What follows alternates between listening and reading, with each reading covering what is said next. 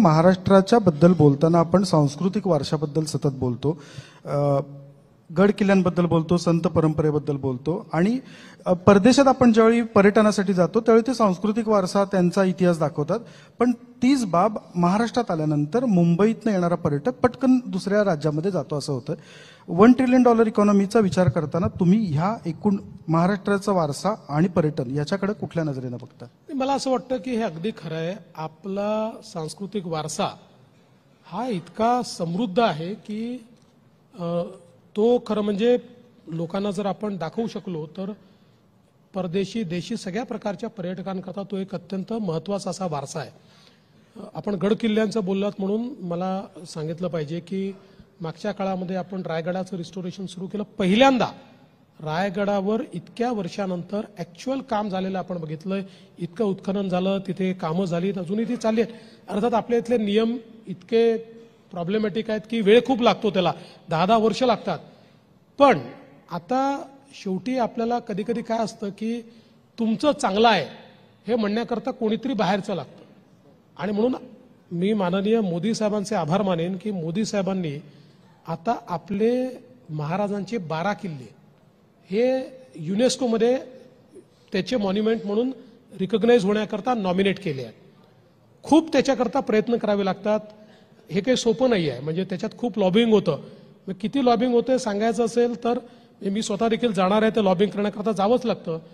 तर चीनच्या जे काही मॉन्युमेंट्स होतं त्याच्याकरता त्याच्या राष्ट्रपतींनी त्या ठिकाणी जाऊन लॉबिंग केलं. इथे आता मोदीजी आपल्याला मदत करतायत, संपूर्ण केंद्र सरकार करताय.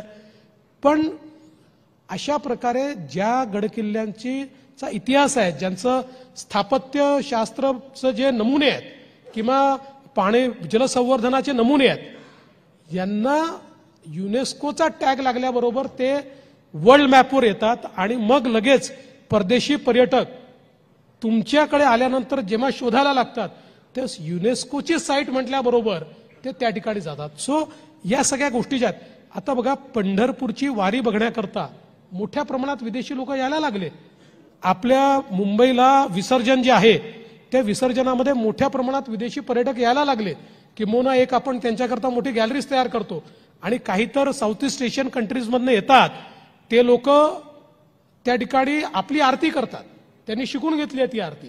सो हे जे आपलं कल्चरल हेरिटेज आहे, आपलं हे जी काही सांस्कृतिक आपला हा जो ठेवा आहे हा निश्चितपणे विकसित केला पाहिजे.